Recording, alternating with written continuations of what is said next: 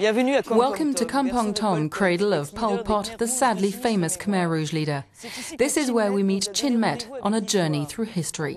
Enrolled by the Khmer Rouge at the age of 17, she has decided to witness against former Khmer Rouge leaders on trial today.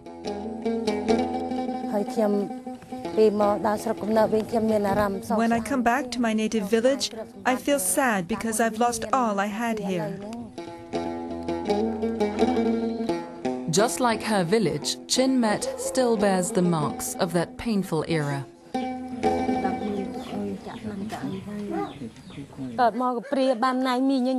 My mother was dead. I was brought up by my aunt, and then I was called in to be a Khmer Rouge soldier. When I came home, all my relatives were dead. My uncle, my great-aunt, and the 20 friends who had been enrolled with me. Chin Meth's life changed drastically in 1974 when she was enrolled by the Khmer Rouge along with all the other young people in her village. She didn't yet know she was about to serve a regime of terror which would lead to the death of some 2 million Cambodians, around 1/5 of the country's population. It's in this very school that Chin Meth and her fellow female recruits were re-educated by the party to serve the revolution. They trained us to be tough, not to think about our relatives or our parents. We had to sacrifice everything, including our personal belongings. Chin Meth was then taught how to use weapons. On the battlefield, her female unit was in charge of carrying ammunition and evacuating the wounded. When the Khmer Rouge walked on Phnom Penh in 1975, the women were in charge of cleaning up the houses of those chased from their homes.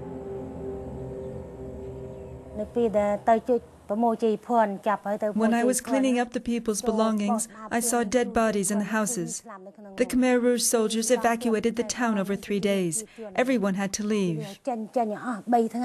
There were people who didn't want to leave their belongings behind, and old people who didn't want to or couldn't leave their homes. They were killed on the spot.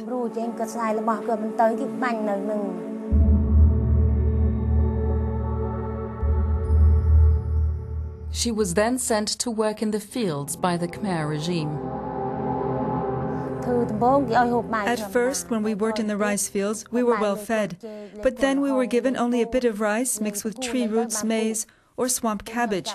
My group started to rebel. As a result, she was sent to Phnom Penh's infamous Tuol Sleng prison, otherwise known as S21. More than 12,000 people died in this former school turned into a prison camp. This picture was taken when I was arrested. I was 19. This is my friend from the same village as me. This is another friend. This one was the group leader. They're all dead.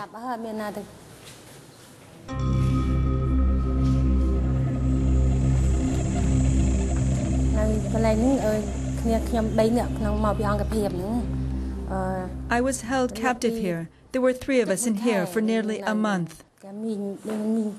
I could hear the sound of blows and screams coming from upstairs. That's where I was interrogated and tortured. I still have the scars.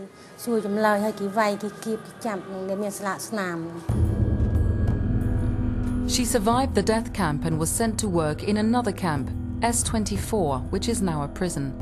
She spent 2 years there, along with women and children, half of whom didn't survive the working conditions.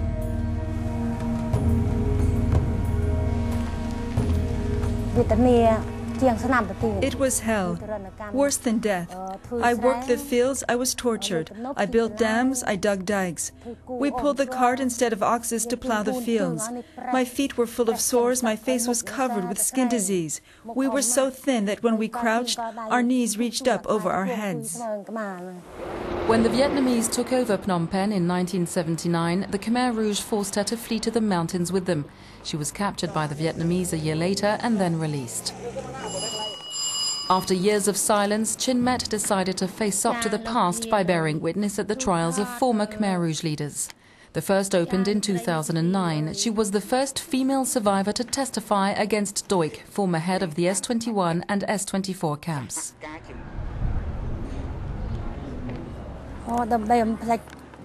It takes time to forget past sorrows. I can't forget. Even though the court has condemned former Khmer Rouge leaders, until this day, I haven't forgotten anything. For a while, Chin Meth lived in fear of reprisals from families of those who were put on trial. It's the price to pay, she says, to be rehabilitated as a member of her community and help build a better future for her country. She will be called in to witness again at future trials. It's important to win the trials against those who are still alive, so that Cambodians and the new generation know the truth about what happened. And it will set an example for today's leaders, so they don't follow in the steps of the Khmer Rouge. Many Cambodians still bear the weight of history. Join us for the next chapter of our Cambodian edition of Women in War and meet Davi Tit, whose life is spent helping others cope with the past.